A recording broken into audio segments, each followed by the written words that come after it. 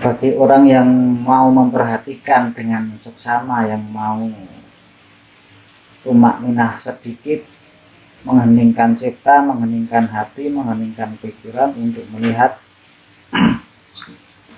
tanda-tanda di alam semesta ini, dimulainya peradaban baru,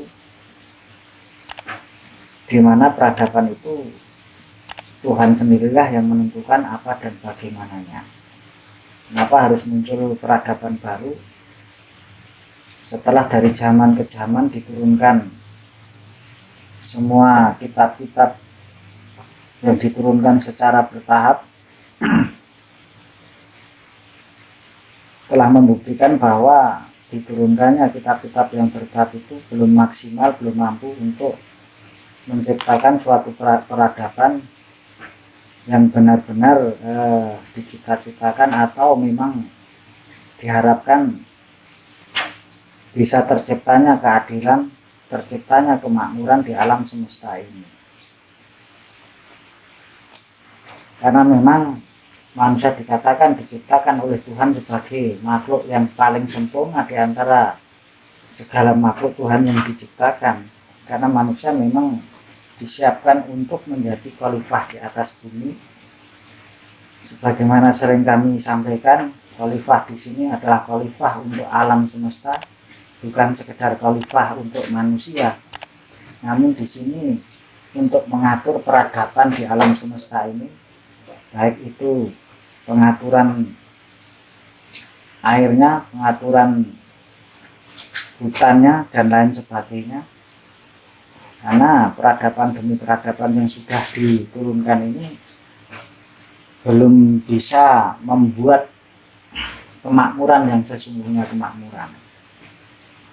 Makanya bagi orang yang mau mengheningkan lahir dan batinnya sejenak, melihat segala tanda-tanda yang sudah disampaikan oleh Sang Pencipta kepada kita semuanya, di mana peradaban atau sinyal yang diberikan Sang Maha Kuasa ini belum pernah diberikan kepada kaum-kaum sebelumnya, ataupun selama peradaban yang dikenal oleh manusia ini, di mana seluruh tempat ibadah di seluruh dunia kosong, tidak dipakai, di mana seluruh pendidikan di seluruh dunia dihentikan, di mana di seluruh dunia kita saksikan bahwa semuanya tidak boleh berinteraksi antara satu dengan yang lainnya, harus pakai masker, harus jaga jarak, dan lain sebagainya. Itu adalah tanda-tanda dari Sang Pencipta bahwa apa yang berlaku ini bukan hanya untuk satu umat saja, tapi ini memang menyeluruh di seluruh dunia ini.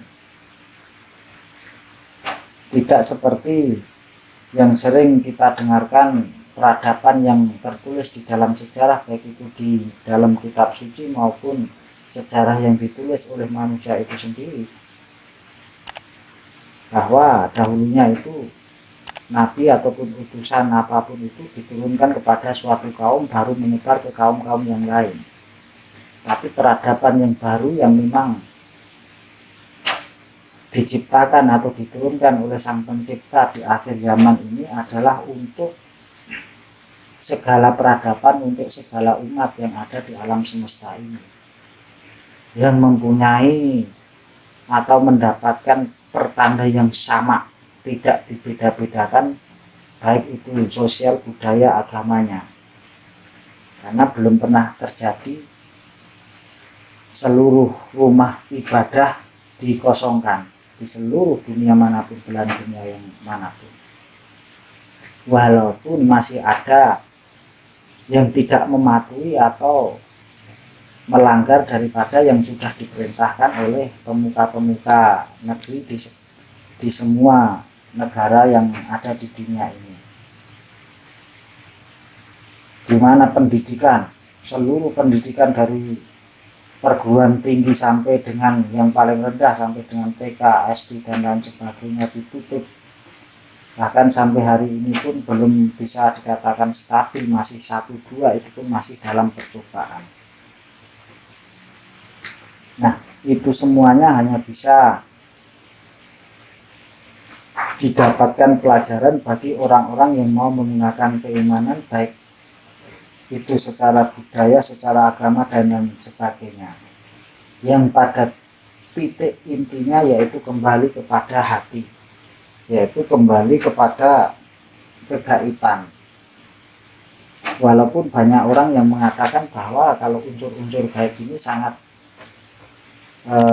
berbahaya, tidak bisa disamaratakan antara satu umat dengan umat yang lain, antara satu orang dengan orang lain, karena memang masalah pengetahuan dan perjalanan batinnya masing-masing. Walaupun setiap peradaban apapun tidak ada yang tidak mengaku tentang yang gaib, kecuali orang-orang yang menjadikan akal dan pikirannya sebagai raja atau sebagai Tuhan. Itulah orang-orang ateis, orang-orang yang tidak percaya adanya Tuhan. Nah, kalau orang-orang yang tidak percaya adanya Tuhan, orang-orang ateis yang tidak mempercayai adanya yang gaib, nah itu pengecualian, itu silahkan, itu ranahnya sendiri.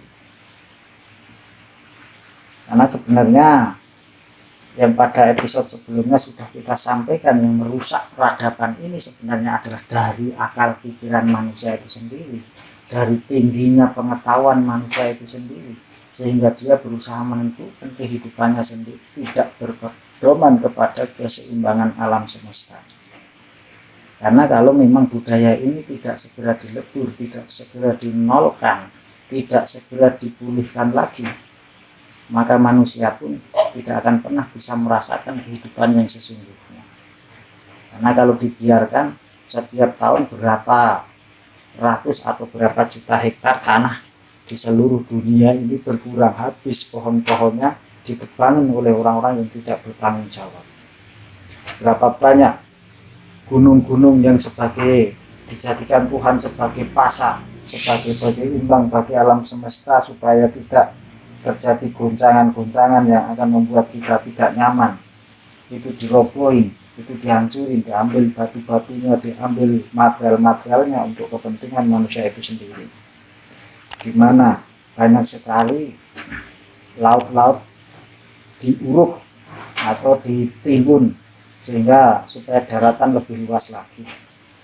Itulah yang menyebabkan dunia ini jadi tidak seimbang. Nah, untuk memulihkan itu semua, mau tidak mau,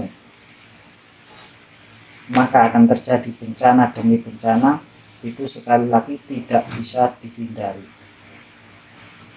Nah, bagi perjalanan yang mungkin sudah sering kami sampaikan tentang perjalanan Satrio Pinur Ratu Adil ini, bahwa sang kesatria pilihan Tuhan, utusan Tuhan ini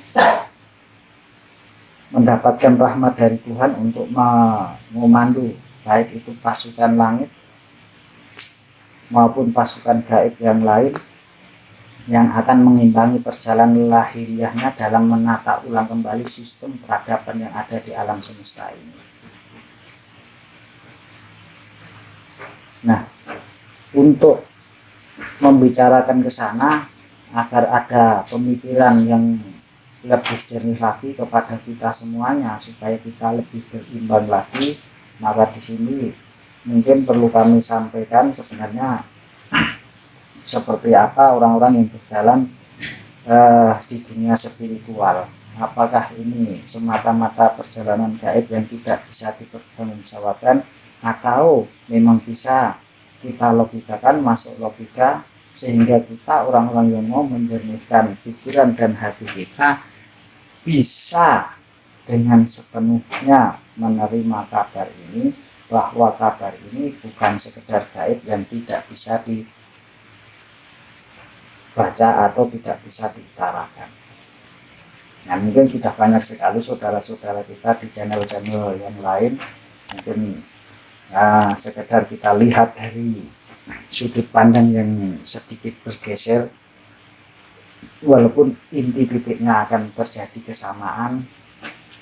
Dan ketika kita melihat dari sudut pandang yang sedikit berbeda, bukan berarti kita mau membedakan atau menyalahkan, enggak, tapi disinilah kami berusaha untuk saling melengkapi, karena mungkin seperti yang kami bicarakan episode-episode sebelumnya, bahwa walaupun manusia diciptakan sebagai makhluk yang sempurna, tapi tidak ada manusia yang sempurna.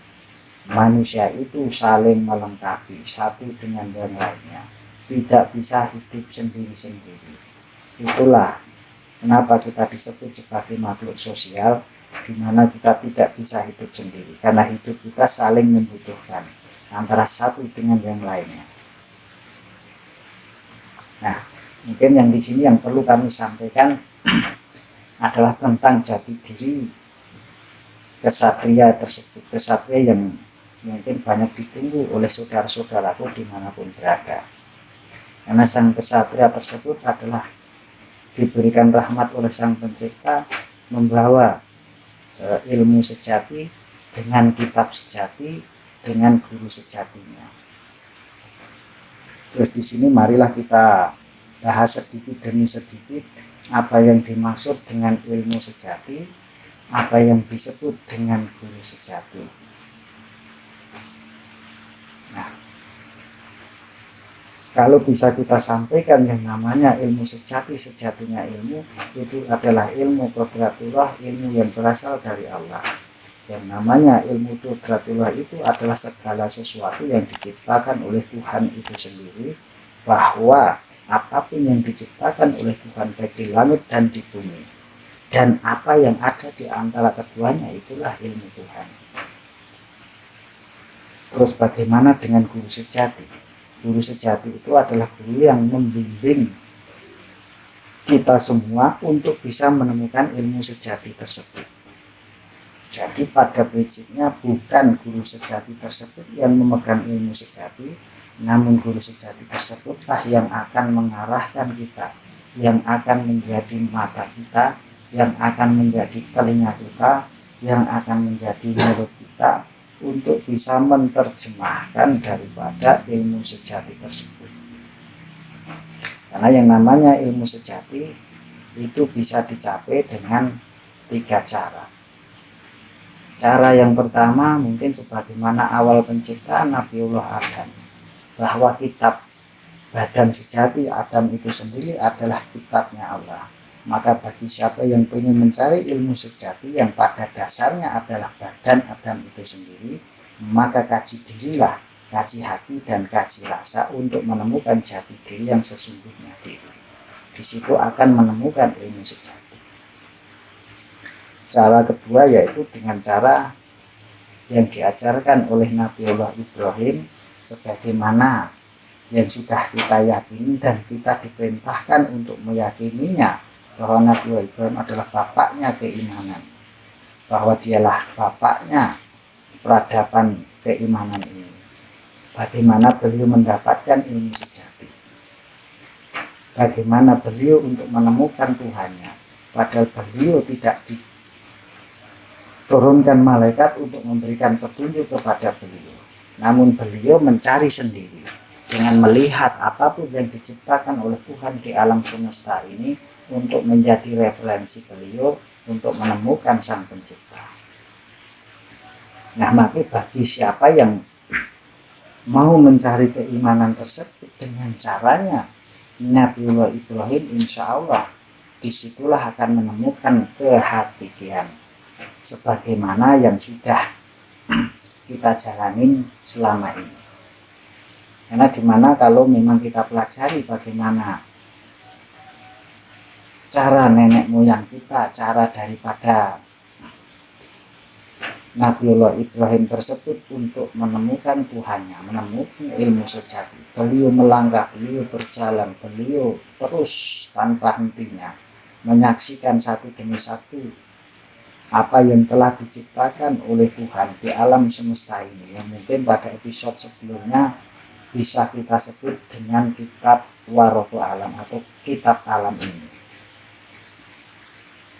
yang mana beliau tidak berpedoman dari yang gaib, tapi beliau berpedoman dari yang lahiriah untuk mengetahui yang gaib, yaitu menyaksikan, melihat gunung. Apakah gunung itu Tuhan dipelajari satu demi satu bagaimana gunung, baru menemukan hakikat seperti apa gunung, sehingga beliau tahu persis seperti apa gunung. Menyaksikan laut, dipelajarinya satu demi satu tentang kelautan itu, maka beliau sampai pengetahuannya tentang seluk-beluk laut. Belum menyaksikan batu, menyaksikan sungai, menyaksikan langit, menyaksikan matahari, bulan, dan lain sebagainya. Pada dasarnya Nabiullah Ibrahim dalam mencari ilmu sejati memperhatikan dari segala yang diciptakan oleh Tuhan itu sendiri yang ada di alam semesta raya, dipelajari satu demi satu inti hakikat dasarnya. Setelah dipelajari satu demi satu semua, maka beliau dapat menyimpulkan bahwa pencipta dari segala apa yang ada itulah Sang Pencipta. Makanya Nabiullah Ibrahim ditetapkan sebagai bapaknya keimanan yang diikuti oleh Rasul Muhammad. Makanya di dalam sholat pun, di mana tahiyat awal dan tahiyat akhir, di mana di tahiyat akhir di situ ada sholawat Ibrahim. Maka bagi siapapun saudara-saudaraku yang ingin mencarikan ilmu sejati dengan melihat alam semesta ini, perbanyaklah membaca sholawat Ibrahim bagi saudaraku yang beragama Islam. Ya, bagi saudaraku yang beragama lain atau kepercayaan lain ataupun tidak mempunyai kepercayaan terhadap Tuhan atau orang ateis, saksikanlah satu demi satu, pelajarilah apa yang ada di alam ini, inti sari dari segala sesuatu, maka akan menemukan pelajaran dari segala sesuatu yang sampean lihat. Karena itu Tuhan sendiri juga tidak segan-segan menjadikan perumpamaan apa yang ada di alam ini menjadi nama-nama surat. Ada surat Atin, ada surat tentang laba-laba, ada surat tentang semut, ada bagaimana surat tentang gajah, ada surat tentang kuda perang. Nah itulah supaya kita itu benar berpikir bahwa apa yang diciptakan Tuhan di alam semesta ini tidak ada yang sia-sia bagi siapa yang mau mempelajarinya. Makanya kurang tepat juga apabila ada yang mengatakan bahwa belajar ilmu tanpa guru itu adalah sesat, itu adalah iblis. Itu tidak benar juga. Kalau ada orang yang mengatakan dengan pasti bahwa bagi siapa yang mencari ilmu tanpa mempunyai guru sama aja dengan kesesatan, sama aja berguru sama iblis, bagaimana dengan Nabiullah Ibrahim? Sebenarnya segala contoh itu sudah dicontohkan. Nah, sedangkan orang yang mau mempelajari ilmu yang ketiga, yaitu dengan cara apa yang sudah difirmankan dengan firman-firman dari kitab-kitab Tuhan alam semesta ini, maka di situ pun dia akan menemukan kebenaran. Tapi yang lebih bagus lagi apabila kita kembalikan segala sesuatu ke awal ceritanya.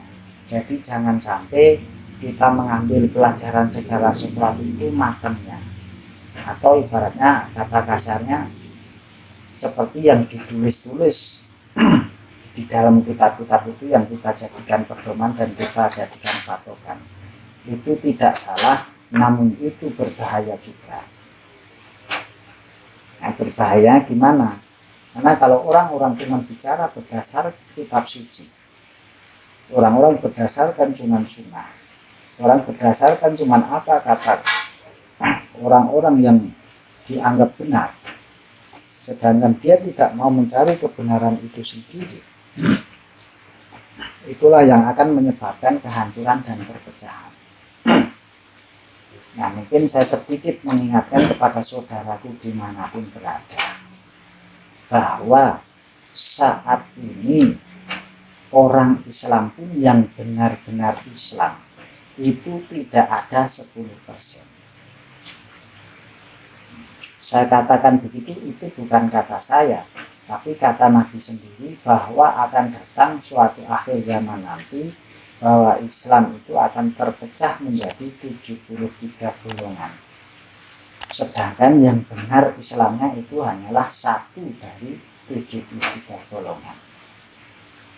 Makanya kita bisa saksikan semuanya saudara-saudara kita di sini. Sekali lagi mungkin seperti episode sebelumnya yang kami sampaikan bahwa tidak ada yang salah dari kitab suci. Tidak ada yang salah dari segala ajaran. Yang salah adalah bagaimana tujuan kita itu sendiri. Sebagaimana yang sudah kita sampaikan bahwa di dalam diri manusia itu ada segumpal darah. Kalau darah itu baik, maka baiklah seluruh tubuh. Kalau busuk darah itu, maka busuklah seluruh tubuh. Kalau kita mengacu ke sana, kalau memang dasarnya hatinya busuk, ilmunya setinggi apapun, ilmunya sebaik apapun, karena memang dasarnya buruk dan cuma menyebarkan kehancuran, maka hasilnya pasti busuk, hasilnya pasti buruk. Maka itu sekali lagi kami ingatkan, ayo sama-sama kita introspeksi diri bahwa intisari ajaran yang sesat yaitu ajaran yang membuat mengarah kepada perpecahan dan kehancuran. Karena kalau kita berpedoman kepada apa yang disampaikan, tapi kita tidak meneliti siapa yang menyampaikan, itu bisa menjadi suatu hal yang berbahaya. Karena kita semua menyaksikan bagaimana sekarang ini justru yang membuat heboh itu justru orang-orang yang mempunyai agama tinggi, mempunyai budaya tinggi, mempunyai pendidikan tinggi. Mereka lah yang beradu, mereka lah yang berantem, yang dipertontonkan di media-media televisi, media apapun itu banyak sekali kita saksikan. Jadi bukan rahasia lagi, tapi ini adalah kita saksikan secara bersama semuanya. Karena di situ ahli-ahli hukum bertanding bertempur di dalam persidangan antara petinggi agama yang satu, petinggi agama yang lain. Di situ saling berdebat, saling beradu argumen, saling memperebutkan segala sesuatu.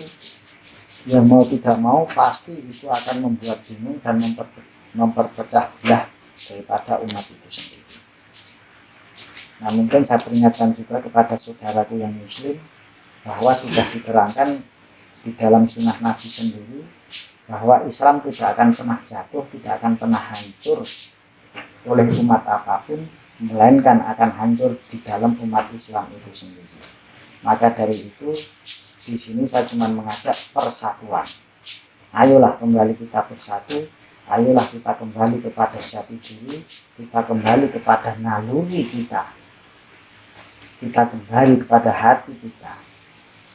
Karena kalau kita kembali kepada hati, niat kita baik, niat kita itu persatuan, niat kita itu pembangunan, pasti hasilnya adalah kebaikan bersama. Namun yang paling utama lagi adalah jangan sampai kita disesatkan oleh pengetahuan kita. Gimana sekolahnya tinggi-tinggi, tapi alam semesta menjadi hancur lebur. Dimana ketika pengetahuan tinggi, manusia digantikan dengan robot. Hutan ditebang. Padahal yang namanya hutan itu adalah sumbernya hidupnya manusia. Tanpa ada hutan, manusia tidak akan pernah hidup. Karena manusia hidup hanyalah dari udara, dari napas. Sedangkan napas intisari adalah oksigen. Sedangkan kita semua tahu bahwa satu-satunya yang bisa menciptakan oksigen hanyalah dari tumbuhan, hanyalah dari hutan, hanyalah dari pohon. Kalau memang setiap tahunnya berapa ratus hektar hutan digunduli, dihancurkan, nah disitulah maka udara semakin panas, sehingga kita kekurangan udara segar. Kembali kepada pokok inti tentang yang disebut dengan guru sejati ataupun ilmu sejati. Nah, memang sangat susah sekali untuk bisa menemukan guru sejati ataupun ilmu sejati itu sendiri. Karena ini sudah larinya ke masalah batin, ke masalah hati, ke masalah iman. Karena yang namanya guru sejati ataupun ilmu sejati itu tidak bisa kita dapatkan selama kita masih mengandalkan akal pikiran kita. Karena untuk menemukan ilmu sejati ataupun guru sejati itu, kita harus mengandalkan hati dan keimanan kita. Nah, sedangkan ilmu sejati dan guru sejati itu tidak terpengaruh dari keyakinan agama apapun. Tapi di sini pengaruhnya hanyalah dari hati dan juga dari keimanan kepada Sang Pencipta. Sedangkan tidak ada satu agama apapun yang tidak percaya kepada Sang Pencipta, walaupun sebutannya berbeda-beda. Makanya disinilah yang kami tadi sebutkan, janganlah mentuhankan nama, janganlah mempertuhankan bahasa. Karena pada prinsip dasarnya Tuhan yang Maha Mutlak itu tidak bisa disebutkan dengan kata-kata karena saking sempurnanya. Cuman walaupun tidak bisa disebutkan dengan kata-kata, tidak bisa dibayangkan dengan ini semuanya, mau tidak mau kita harus memakai suatu acuan untuk mengarah ke sana.